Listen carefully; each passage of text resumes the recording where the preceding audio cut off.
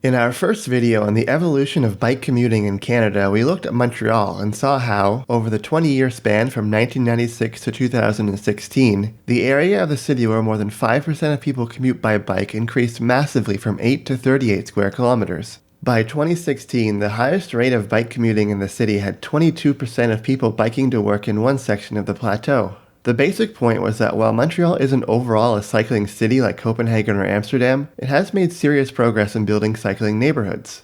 As we're going to see in this video, a similar pattern can be found in Toronto. On the periphery of the city, you can find vast swaths of newer automobile-oriented development where the bike commuting rate is 0.5%. But Toronto also has almost 80 square kilometers of land in the more urban core where you can find bike commuting rates between 5 and 27%. This just isn't something you see if you only look at citywide or region-wide averages. The very highest bike commuting rate of 27% is found among the 600 residents of Toronto Island, who enjoy living in what some have called North America's largest urban car-free community, although you can obviously find service vehicles on the island. Toronto Island is connected to the mainland by a short ferry ride and is also a popular day trip cycling destination for people living on the mainland. On top of people who commute by bike, other residents of Toronto Island start their commute on the ferry and then take transit or car.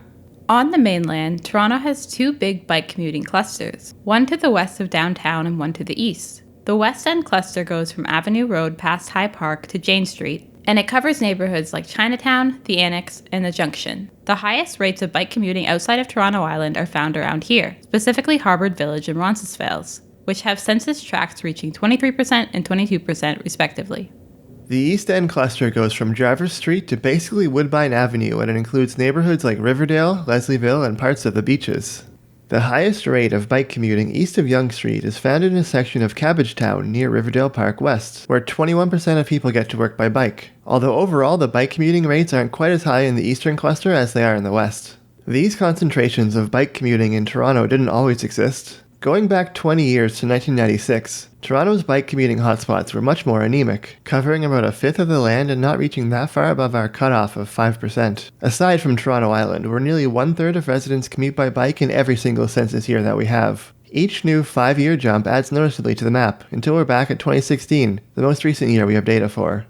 While this map shows that bike commuting has a long way to go before it's a serious player in the city as a whole, let alone the sprawling Greater Toronto area, the fact that Toronto has neighborhoods where bikes are the main method of getting to work for more than 5, 10, 15, and even 20% of commuters shows that Canadian cities have potential. We're not doomed by climate, culture, or landscape to always have single-digit rates of bike commuting. In this video, we focused on bike commuting because the census provides really good data on how people get to work. These numbers obviously don't capture how many people bike for other functional purposes, like going to the grocery store or to appointments, and they also don't capture recreational cycling. It's pretty likely that if we were able to include all of those things, we'd see significantly higher rates of cycling in all of these neighborhoods.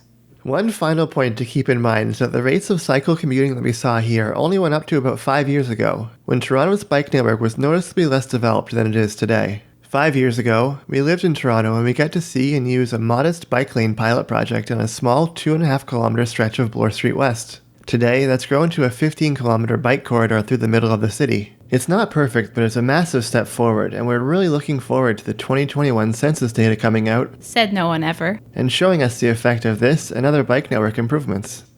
Thanks for watching, and don't forget to bike and subscribe.